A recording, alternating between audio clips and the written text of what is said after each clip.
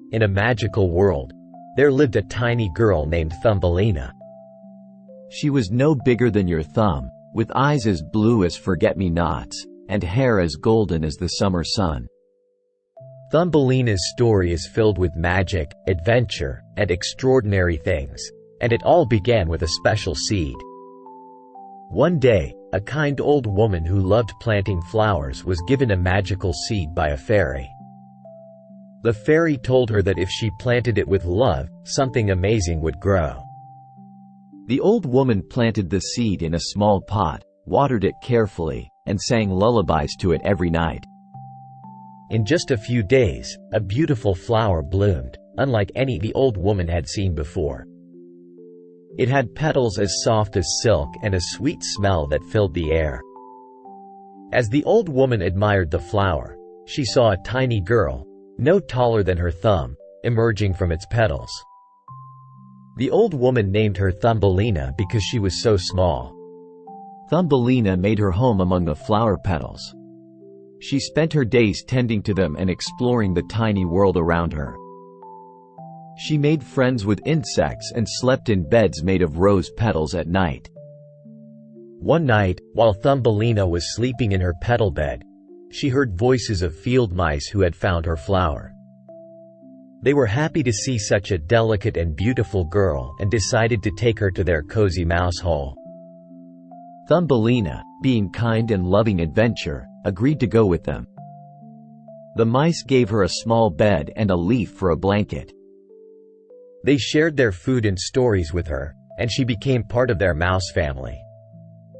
When winter came, Thumbelina's tiny world became colder and more difficult. She wore a tulip petal as a coat to stay warm and helped with chores. But even with these challenges, she was loved and cared for by her mouse family. One day, while gathering crumbs from the kitchen, Thumbelina heard a sad voice coming from the cold ground covered in snow. She followed the voice and found a small, injured bird. The bird couldn't fly and was almost freezing. With great kindness, Thumbelina brought the bird inside and cared for it until it got better. They became fast friends, sharing stories and dreams. The bird wanted to fly again, and Thumbelina dreamed of exploring beyond the mouse hole. Together, they planned to help each other. When spring arrived, the bird's wing was strong enough to fly again, and Thumbelina said a tearful goodbye as it flew away. Now alone, Thumbelina felt a stronger desire for adventure every day. One night, as she sat by the window looking at the moon, she heard a beautiful song sung by frogs who lived nearby. Curious, Thumbelina decided to visit the frogs.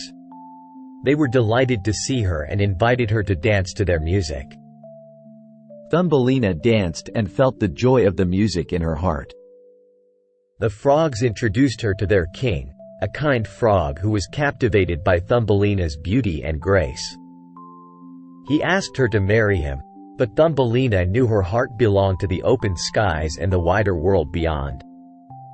One night, while getting ready for the wedding, Thumbelina heard a familiar chirping outside the window. It was her dear bird friend who had returned to visit. Thumbelina knew she couldn't marry the Frog King and give up her dreams.